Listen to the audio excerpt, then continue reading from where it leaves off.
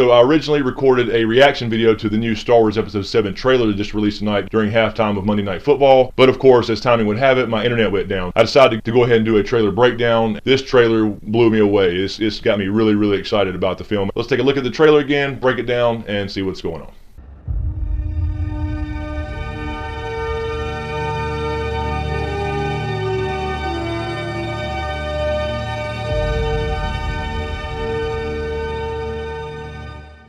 So we open up with Rey, our main character, and she is a scavenger. She's on the planet Jakku. It's showing her kind of dropping down into the depths of that Star Destroyer that had crashed, 30 years prior. So we hear the voice ask her, "Who are you?" And that, I believe, is going to be the character that Lupita Nyong, I believe is pronounced, is going to be playing. So obviously that's the character, I believe, also on the poster. And obviously she's going to play some importance because she seems to be force sensitive according to this trailer. Because she's asking about who Rey is, and of course says at the end, the force is calling out for you. All you need to do is let it in. And I love how she says, "I'm no one." I mean, this is kind of like her and the Finn character, that fall in this similar story arc about they don't really know who they are. So it's like these young characters are kind of rediscovering this universe, this galaxy that we're so used to.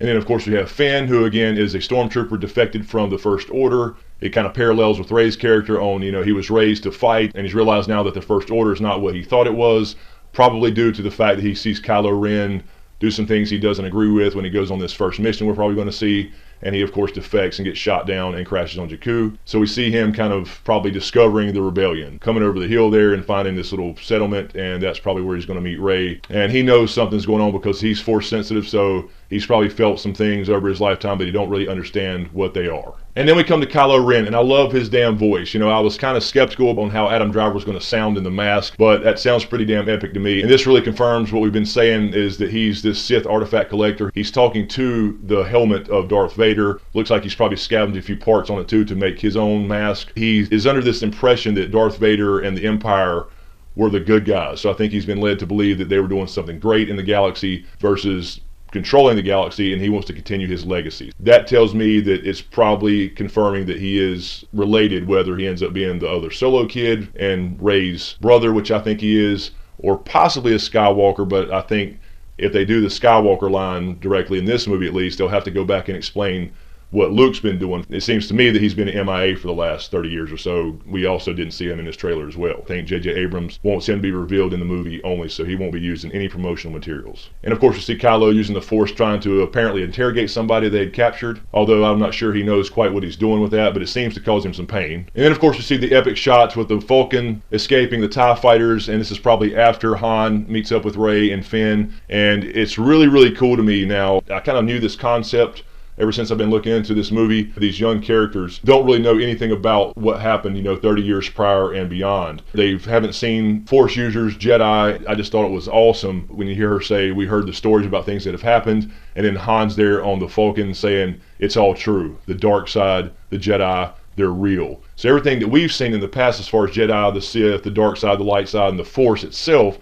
has become almost a legend. So I think that's a pretty badass angle to take. We see, of course, Chewie punch it and the Falcon going light speed, so I guess they got the hyperdrive working. And next we see this shot, what looks like to be the Knights of Ren, but I'm not exactly sure. It's hard to tell. It just may be some Kylo Ren elite, stormtrooper type of force. But when you look closer, they don't really look like any kind of regular stormtroopers, so this may be the Knights of Ren we're seeing here, but we don't see any other lightsabers. However, they also might not have any other lightsabers, because they don't know how to construct them, or he's the only one. Maybe he's the leader of this Knights of Ren club, and he may be the only one that knows how to build one, obviously in his garage. Then we see Finn, of course. Looks like after he's kind of joined the rebellion, he's got kind of rebel clothes on. It's kind of a parallel to A New Hope when they're about to embark on the mission to destroy the first Death Star. So it's kind of a parallel moment there. Good luck, buddy. And they're going off to fight some big battle. I can see they're going to try to parallel these movies quite a bit. So I'd imagine this one will parallel A New Hope a little bit, and probably Episode 8 would parallel Empire, and Episode 9, of course, with Jedi. Of course, the epic TIE fighter, X-Wing battles, that we all have to have in a Star Wars movie. It's hard to explain to people who don't follow this kind of stuff and get into it like us nerds.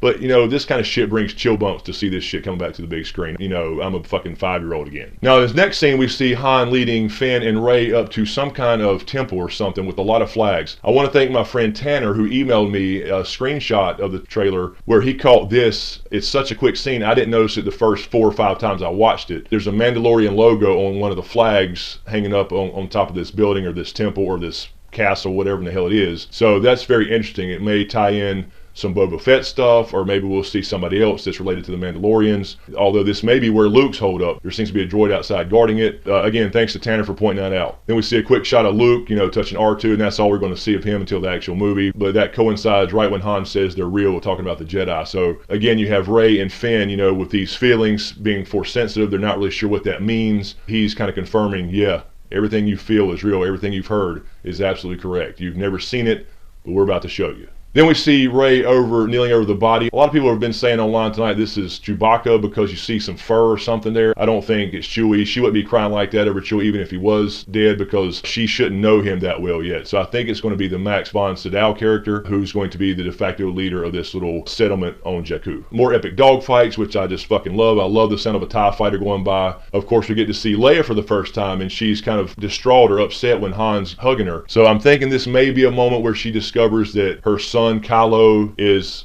on the dark side. For Leia to be upset, either somebody's died or she's found out that something's wrong with her kids. And then we see Finn going up against Kylo Ren. Now notice this is the same snow shot we've seen in previous trailers, but his helmet is off. And then of course it closes with "just let it in." Just let it in.